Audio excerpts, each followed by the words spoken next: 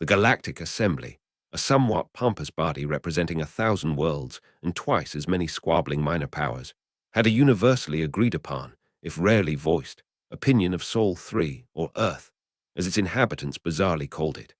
Earth was a death world, a chaotic marsh pit of tectonic instability, extreme weather, and a dominant species, humanity, that seemed hell-bent on reenacting its own violent history on a daily basis. Their global information networks, which spewed out into the cosmos like a burst data pipe, were filled with an unending stream of simulated conflicts. Hyper-realistic video games, dramatic action movies, and endless historical documentaries cataloging millennia of warfare. The prevailing dismissal was summed up by a Xylosian ambassador. Humans, oh, they play at war, charming in a primitive sort of way, too busy with their internal squabbles and virtual apocalypses to be of any real consequence. They were loud, brash, and thankfully, mostly contained to their single solar system. Their aggression was seen as unfocused, their strategies theatrical rather than practical. Far from the bustling space lanes, in the quiet, largely ignored Epsilon Eridani sector, floated human listening post, Echo Station. It wasn't a military bastion. It was a colossal antenna array paired with a deep space library, staffed not by grizzled soldiers, but by a motley collection of xenolinguists, cultural archivists, astrophysicists, and data archaeologists. Their mission was to listen to the whispers of the void, to catalog faint signals, stellar phenomena, and the digital ghosts of long-dead civilizations. It was a quiet, academic existence. Dr. Aris Thorne, a senior archivist with a gentle demeanor and eyes that seemed to hold the dust of forgotten libraries, was typical of Echo Station's crew. His specialty was comparative mythology and ancient human strategic thought, an esoteric field even by Earth standards. He could spend weeks happily cross-referencing Sumerian flood myths with early Chinese siege tactics, finding obscure patterns that delighted him and usually put his colleagues to sleep. The tranquility of Echo Station, and indeed the galactic sector, was shattered on standard day 34.7 of the current cycle. Alarms, usually reserved for minor meteorite warnings or solar flare activity, blared with an uncharacteristic, terrifying urgency across the station. Unidentified energy signature, a young astrophysicist, eyes wide with a mixture of fear and excitement, yelled across the observation deck. Massive, emerging from subspace coordinates previously empty, it's colossal. On the main view screen, a distortion in space resolved itself into something that defied easy description. It was a construct, clearly artificial, yet its geometry seemed to twist the light around it, making its true size and shape maddeningly difficult to ascertain. It pulsed with a deep, resonant hum that vibrated through the very structure of Echo Station. Ancient, powerful, and utterly unknown. This was no derelict. This was active. This was the Krillos engine, a name that would soon be seared into galactic consciousness. A doomsday weapon from a forgotten cosmic war, a world breaker of mythic proportions. The Krillos engine began to power up, its energy signature spiking, sending waves of gravitational distortion across the sector. Panic erupted across the Galactic Assembly. The two dominant military powers, the rigidly honor-bound Zcaran Empire and the coolly pragmatic Centauri Collective, both saw the Krillos engine as either an ultimate weapon to be claimed or an existential threat to be neutralized. Fleets were mobilized. Warships, bristling with planet-shattering armaments, began to converge on the Epsilon Eridani sector, each side determined to reach the world breaker first. The region, sparsely populated but strategically significant, was about to become the galaxy's newest, and potentially last, battlefield.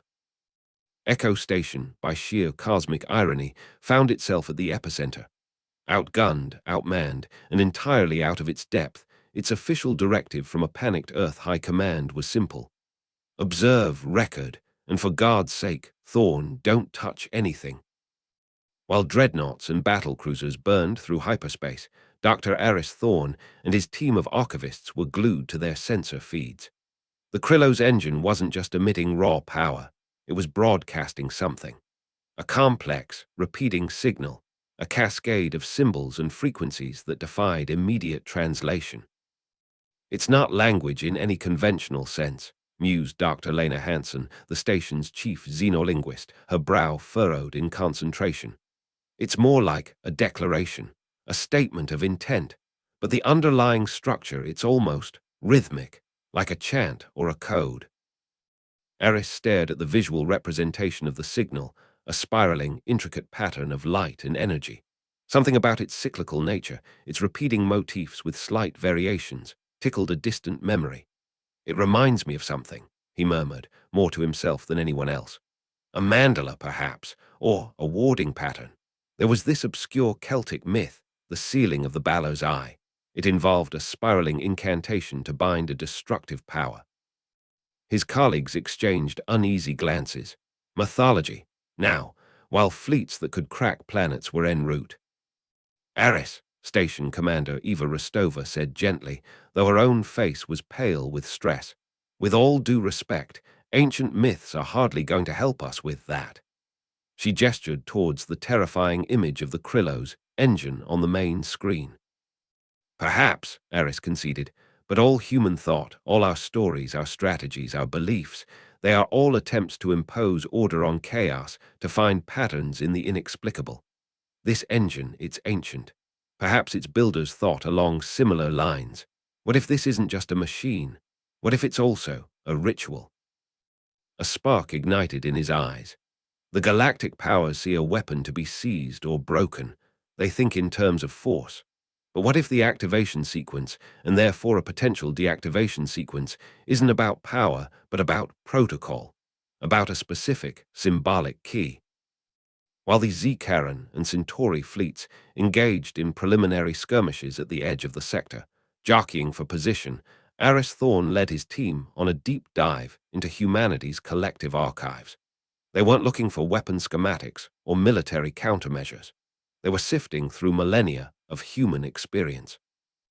Ancient Sumerian tablets describing binding rituals for demons, Egyptian hieroglyphs detailing the appeasement of destructive gods, complex Norse sagas of world-ending serpents, and the spells that held them in check. They cross-referenced these with complex musical theory, mathematical constants, algorithms from intricate grand strategy games where players had to decipher and enact elaborate, world-saving quests, and even the narrative structures of epic fantasy novels where ancient evils were sealed by specific words of power or symbolic actions.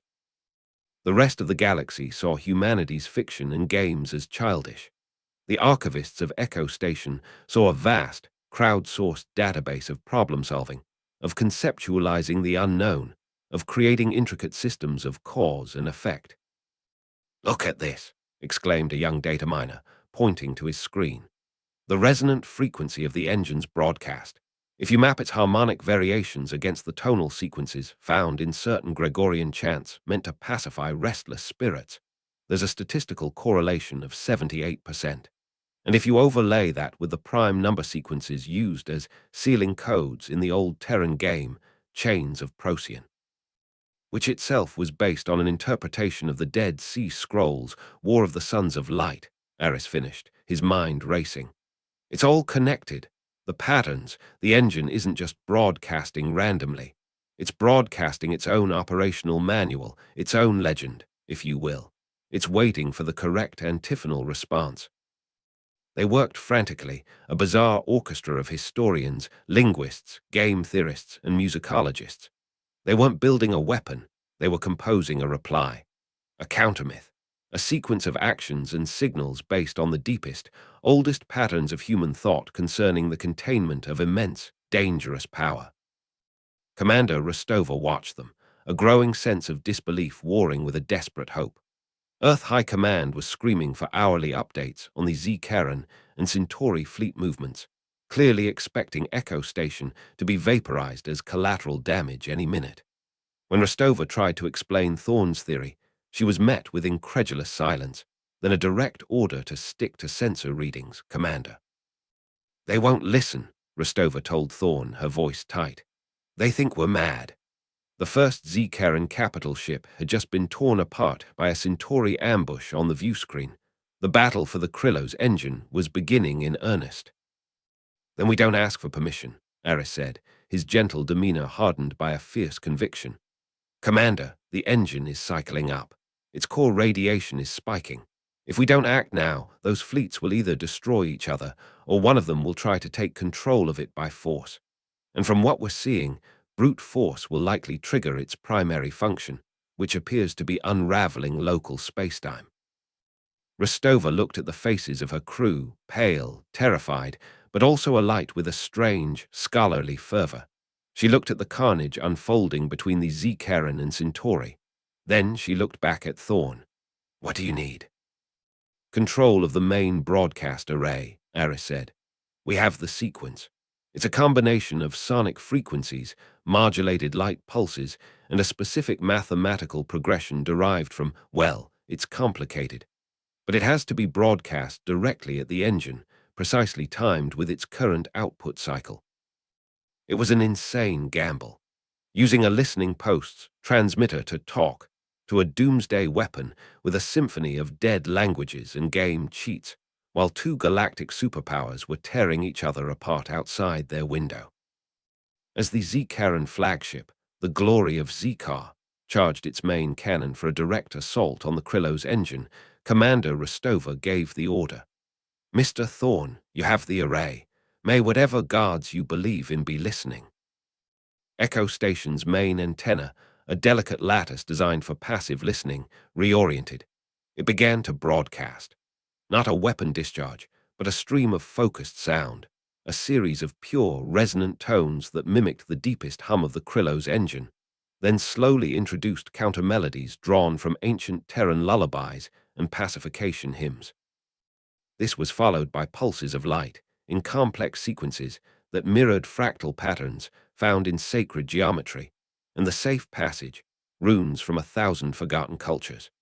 Finally, a stream of mathematical progressions, prime numbers interwoven with Fibonacci sequences, concepts that were universal yet imbued with a specific, symbolic meaning derived from their historical human contexts of balance and order. Aboard the glory of Zkar, the Zcaron High Commander snarled, "What is that interference? That noise? Is it another Centauri trick?" His ship was about to fire. On the Centauri flagship, the logical conclusion, the collective's AI overmind, analyzed the strange broadcast from Echo Station. Hypothesis: the Terran station is attempting a non-standard communication. Probability of success: 0.003%. Probability of catastrophic miscalculation: 87.4%. Then the Krillo's engine responded. The terrifying, rising whine of its core systems began to subside. The angry red glow at its heart softened, shifting to a calm, steady blue. The gravitational distortions it was emitting smoothed out. The spiraling, aggressive symbols in its broadcast shimmered, then resolved into a single, stable, and undeniably peaceful geometric pattern. The Zcaron High Commander, his talon literally hovering over the firing stud, froze. What sorcery is this?" The Centauri overmind reran its calculations. The probability of success had just become 100%. Its logical processors experienced something akin to surprise. The Krillo's engine, the world breaker, the object of galactic dread and desire, slowly powered down, its myriad components retracting, its energy signature fading until it was little more than a dormant, silent monolith, radiating only faint warmth. It had been spoken to in a language it understood, a language not of power, but of order, of limits, of a shared, ancient understanding of how to contain the terrible. The battle between the Zcaron and Centauri fleets sputtered to a confused halt. Warships drifted, their captains and AIs utterly bewildered. They had come prepared for a titanic struggle over a superweapon. Instead, they had witnessed a de-escalation ceremony, performed by a handful of human academics on a listening post. The aftermath was a period of stunned silence across the galaxy, followed by a frantic clamor for information. What had the humans done? How had they pacified a device that had resisted all preliminary scans and defied all conventional understanding? When the truth emerged, that the solution lay not in advanced weaponry or superior tactics, but in humanity's deep, chaotic, and often dismissed archives of myths, stories, games, and ancient rituals. The reaction was profound.